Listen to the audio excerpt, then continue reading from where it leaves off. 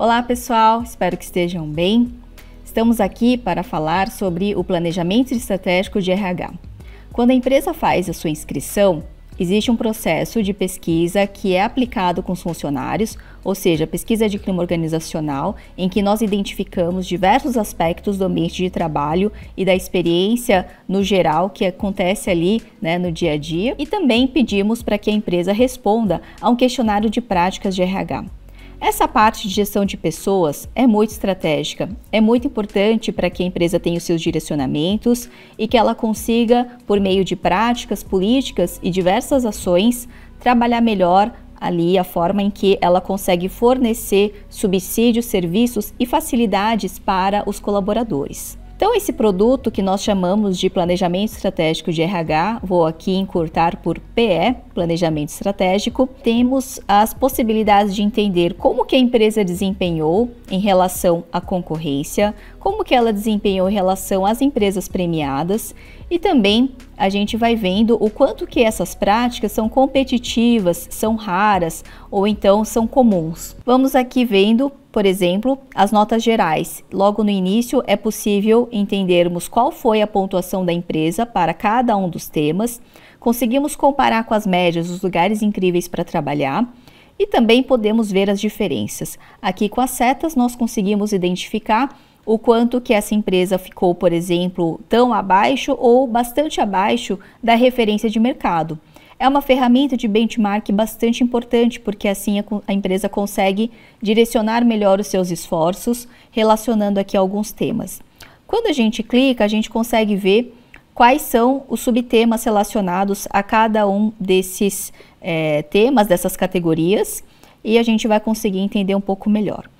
No serviço gratuito, a gente consegue mostrar esse tipo de resultado, a nota geral aqui embaixo, que é o IGP, Índice de Gestão de Pessoas, e também aqui é o comparativo, de uma forma aqui bem ampla. Quando a empresa faz aquisição do planejamento estratégico, tanto no plano mais avançado, que é o essencial, ou então pelo plano padrão, é possível fazer aqui uma navegação mais completa. Então, por exemplo, na parte de caracterização, é possível ter os indicadores todos comparados da empresa em relação às empresas de mesmo porte, aos lugares incríveis, que são as empresas premiadas, as empresas não classificadas que não conseguiram essa mesma premiação, ao conjunto total de empresas e aqui também o próprio referencial com as diferenças destacadas para o benchmark principal. Agora vamos navegar nas partes em que podemos detalhar mais as práticas de RH. Olhando aqui no X-Ray, nós temos a possibilidade de entender melhor como que essas práticas acontecem. Inicialmente, o índice de clima organizacional é possível comparar a empresa com o seu porte, com os lugares incríveis, que são as empresas premiadas, as empresas não classificadas naquele ano, conjunto de total das empresas e também a própria aqui a empresa para comparar.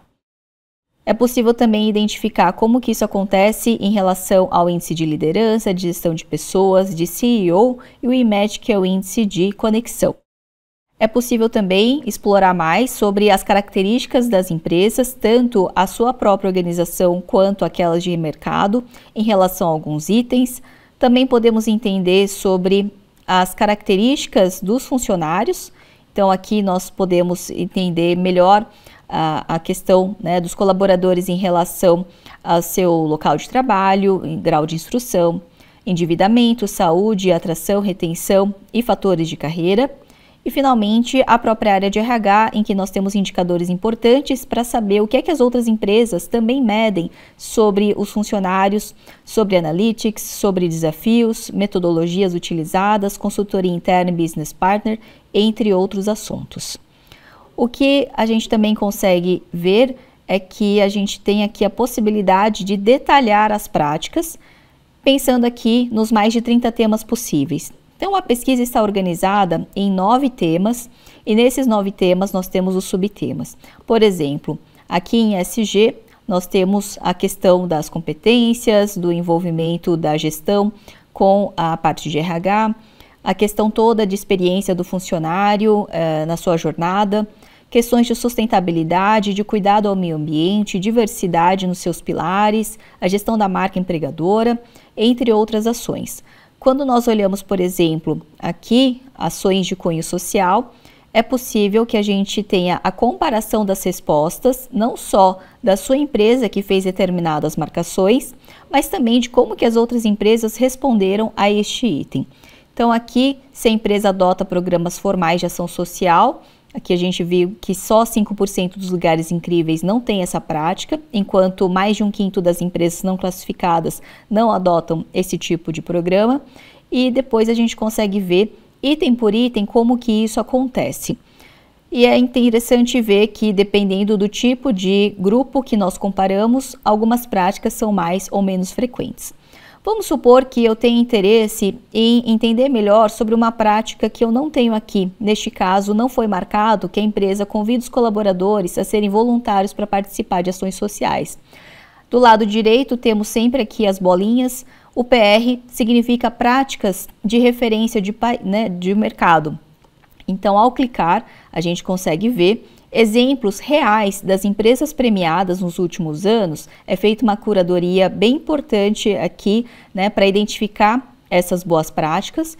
E nós conseguimos ver que em cada parágrafo existe o relato de uma empresa diferente, mostrando de que forma que isso acontece. Então, aqui a gente tem inúmeras ações, práticas que são bem ricas e que a empresa pode se inspirar e fazer uma adaptação na sua aplicação. Aqui eu abri, por exemplo, o ESG, a gente pode ver, por exemplo, reconhecimento e recompensa, olhar para programas formais e estruturados de remuneração e temos esse mesmo modelo, em que nós podemos identificar as práticas de que forma que, por exemplo, os aumentos salariais são concedidos. Vamos supor que a empresa aqui tem interesse em ter progressões de acordo com períodos previamente definidos e, novamente, aqui as práticas de referência que vão ajudar bastante na forma de entender como que isso é realmente aplicado no mercado, principalmente pelas empresas mais reconhecidas.